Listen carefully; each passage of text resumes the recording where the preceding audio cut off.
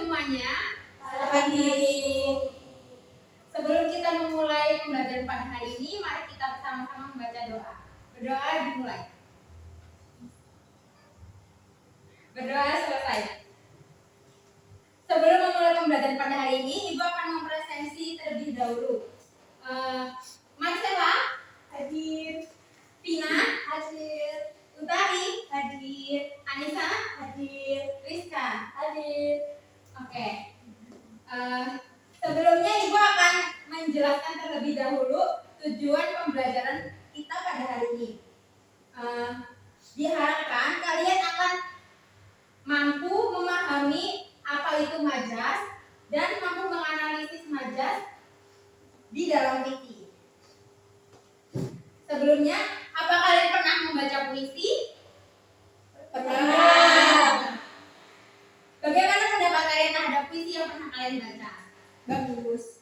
Coba Marcella pernah baca puisi apa? Coba, Ibu mau nanya ke Marcella pernah baca puisi? Pernah, Bu. Puisi apa yang dibaca? Puisi yang pernah saya baca itu berjudul Aku karya Chairil Anwar. Menurut Marcella, puisi itu seperti apa sih? Menarik. Terus sebuah karya sastra yang berasal dari ungkapan hati dan perasaan penyair sebagai bentuk ekspresi diri. Baik, terima kasih jawabannya Marcella. Baik anak-anak, kita masuk ke materi ya. Di sini ada pengertian majas. Majas adalah salah satu bentuk gaya bahasa untuk mendapatkan suasana dalam sebuah kalimat agar semakin hidup. Contohnya seperti tangan kanan. Tangan kanan jika dilihat dari makna sebenarnya itu anggota tubuh tangan kanan. Namun dalam kalimat dia termasuk tangan kanan Pak Budi. Nah, itu menggambarkan tangan kanan itu sebagai orang kepercayaan. Di sini ada jenis-jenis majas. Yang pertama, majas perbandingan. Majas perbandingan adalah majas yang membandingkan atau menyandingkan antara satu objek dengan objek lainnya. Majas perbandingan sendiri dibagi menjadi beberapa macam. Yang pertama, majas alegori, yaitu majas yang menyatakan dengan ungkapan kiasan atau penggambaran. Contohnya, hidup itu seperti roda berputar, kadang di atas, kadang pula di bawah. Yang kedua ada majas personifikasi, majas yang membandingkan antara manusia dengan benda mati, seolah-olah benda tersebut memiliki sifat layaknya manusia. Contohnya seperti jeburan ombak memecah karang. Yang ketiga, majas eufemisme adalah majas yang menggunakan ungkapan lebih halus terhadap ungkapan yang dirasa kasar atau merugikan. Contohnya seperti saat ini sedang dibahas penyesuaian tarif tol. Yang keempat ada majas metafora. Majas metafora ini merupakan majas yang memakai analogi atau perumpamaan terhadap dua hal yang berbeda. Contohnya, anak itu dikenal sebagai kutu buku di kelasnya. Yang kelima, majas metonimia. Majas ini menyatakan suatu hal dengan memakai kata lain yang punya keterkaitan, seperti jamaah haji Indonesia pergi ke Mekah menggunakan Garuda. Kan tidak mungkin ya jemaah haji ke Mekah pakai burung Garuda asli. Ini Garuda ini menggambarkan pesawat ya, pesawat Garuda. Itu ya. Iya, Bu. Terus yang selanjutnya ada majas asosiasi. Majas ini digunakan untuk membandingkan perasaan atau emosi dengan suatu objek, simbol, atau situasi yang berbeda. Contohnya seperti suara hujan mengingatkanku pada kesegaran dan ketenangan. Yang selanjutnya ada majas hiperbola. Majas hiperbola adalah majas yang menggunakan ungkapan yang berlebihan dan tidak masuk akal. Contohnya, dentuman itu menggelegar membelah angkasa. Yang selanjutnya ada majas sinile. Majas sinile adalah majas yang digunakan untuk membandingkan dua hal yang berbeda, menggunakan kata seperti atau sebagainya. Contohnya, kulitnya putih seperti salju. Selanjutnya ada majas antonomasia. Majas antonomasia biasanya menggunakan nama atau gelar yang mewakili orang atau sesuatu yang lebih spesifik untuk menyampaikan ide atau perasaan secara implisit. Contohnya, Bapak Proklamator, mengacu pada Soekarno sebagai proklamator kemerdekaan Indonesia. Yang selanjutnya ada majas foto. Majas ini menggunakan sebagian unsur objek untuk menunjukkan keseluruhan objek. Contohnya seperti dari tadi pagi, ia tak menampakkan batang hidungnya. Yang selanjutnya ada majas totem proparte. Majas yang mengungkapkan keseluruhan objek padahal hanya sebagian objek saja. Contohnya, Indonesia mengalahkan Malaysia dengan pertandingan sepak bola tadi malam. Yang kedua ada majas sindiran. Majas sindiran adalah majas yang ditunjukkan untuk menyatakan sesuatu dengan maksud menyindir. Yang pertama ada majas ironi. Majas sindiran ini digunakan dengan cara menyembunyikan fakta dan mengatakan hal yang sebaliknya. Contohnya, suaranya sangat merdu sekali seperti kaset kusut. Itu kan berarti menandakan suaranya nggak merdu, ya suaranya itu jelek gitu ya. Yang kedua, majas sarkasme. Majas ini bisa dikatakan sebagai majas sindiran yang kasar. Contohnya, putih benar wajah kamu sampai bisa aku sendoi bedaknya. Yang ketiga ada majas sinisme. Majas sinisme ini lebih bersifat mencemooh atas ide atau pemikiran. Contoh, kamu sudah pintar kan? Kenapa masih bertanya kepadaku? Yang keempat ada majas satire. Majas satire adalah gaya bahasa yang mengandung penolakan, kritik atau sindiran terhadap suatu gagasan, kebiasaan, atau ideologi. Namun penyampaiannya dibalut dengan komedi atau sebagai bahan candaan. Contohnya, ya Tuhan, soal semudah ini saja kamu tidak bisa menyelesaikannya. Yang terakhir ada majas innuendo. Majas ini digunakan untuk menyindir seseorang dengan cara mengecilkan fakta yang ada. Contoh, tak perlu takut disuntik rasanya hanya seperti digigit semut kecil. Yang ketiga ada majas penegasan. Majas penegasan adalah majas yang digunakan untuk menyatakan suatu hal secara tegas. Yang pertama ada majas pleonasme. Majas pleonasme adalah majas yang menambahkan keterangan pada kalimat yang sudah jelas. Contohnya, dia sudah turun ke bawah. Yang kedua, majas repetisi. Majas repetisi ini merupakan majas pengulangan kata, frasa atau klausa untuk mempertegas maksudnya. Contohnya, awas tunggu kedatanganku besok, tunggu. Yang ketiga ada majas retorika. Majas retorika ini berbentuk kalimat tanya, namun tidak memerlukan jawaban. Tujuan kalimat tanya tersebut sebagai penegasan akan suatu hal. Contohnya, siapa yang tidak ingin terlahir kaya raya? Yang ketiga ada majas aliterasi. Majas aliterasi adalah majas yang menggunakan pengulangan huruf konsonan pada awal kata. Contohnya, beli baju biru bersama Budi. Yang kelima, majas metonomia. Majas metonomia adalah majas yang menggunakan kata atau frasa untuk mewakili suatu objek. Kata yang digunakan biasanya masih terkait dengan objek tersebut. Contoh, Yonas dikenal sebagai anak kutu buku di sekolahnya.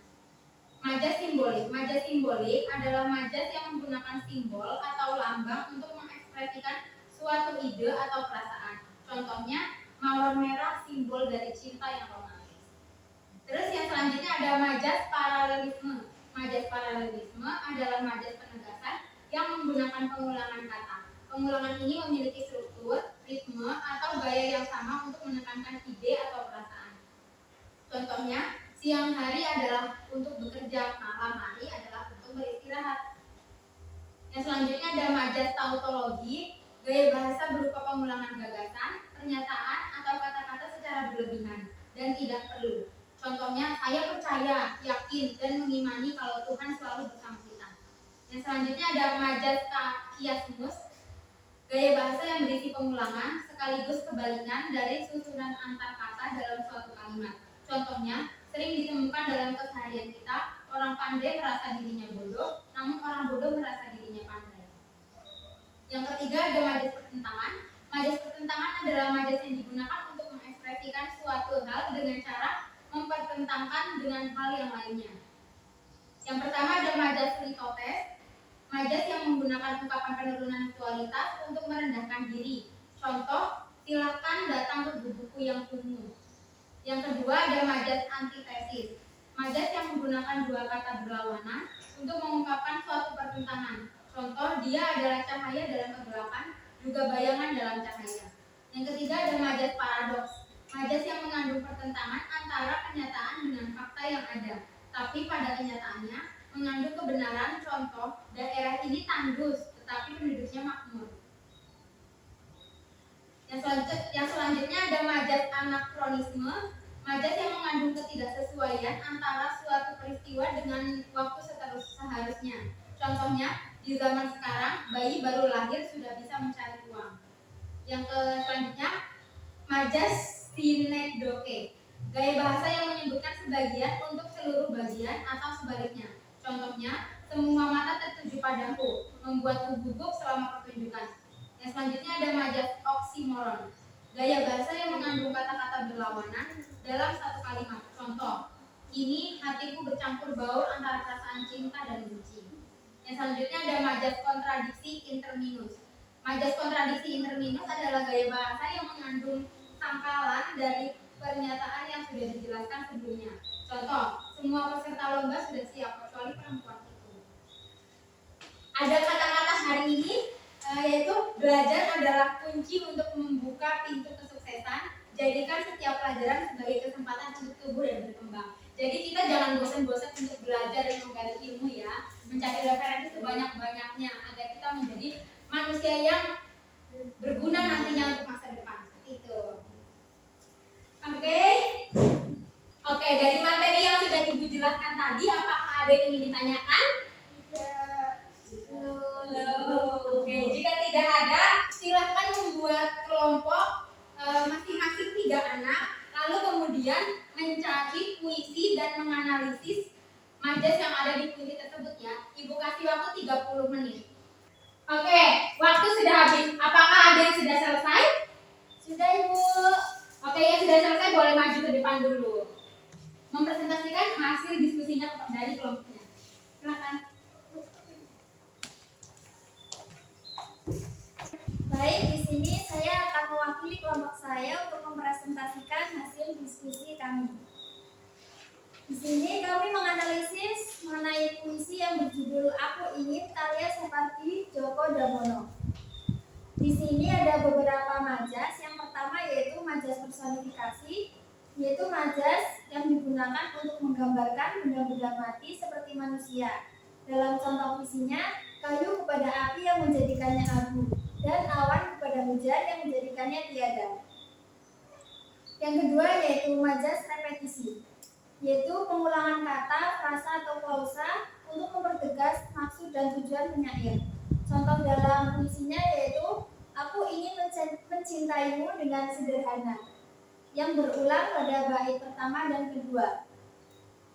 Yang ketiga yaitu majas metafora, yaitu untuk menggunakan perumpamaan sebagai penggambaran suatu yang tidak dapat digambarkan secara langsung. Contohnya yaitu kata yang tak sempat diucapkan, kayu kepada api yang menjadikannya abu, yang berarti kayu belum sempat mengatakan sepatah kata kepada api yang telah menjadikannya abu. Itu saja dari kelompok kami, Ibu. Terima kasih. Oke, beri tepuk tangan semuanya buat kelompok Vina. Sebelum menutup pembelajaran pada hari ini, Ibu akan menanyakan kesan kalian mempelajari materi kali ini. Oke, yang pertama kepada Utari, gimana kesan dan kesannya untuk pembelajaran kali ini? Kesannya pada pembelajaran hari ini sangat menarik dan memacu adrenalin saya, Bu. Oke. Terus untuk Mbak Anissa, kesannya apa? Pembelajaran hari ini sangat menyenangkan. Saya mendapatkan materi baru yaitu mengenai majas sehingga saya paham. Mbak Rizka, Kesan untuk pembelajaran kali ini sangat menarik dan menambah wawasan saya, terutama terkait dengan majas. oke. Sangat menarik sekali ya kesan-kesan dari kalian semua ini. Oke, kita sebelum kita akhiri kita berdoa terlebih dahulu ya. Berdoa dimulai. Berdoa selesai. Oke, sekian. Wassalamualaikum warahmatullahi wabarakatuh. Waalaikumsalam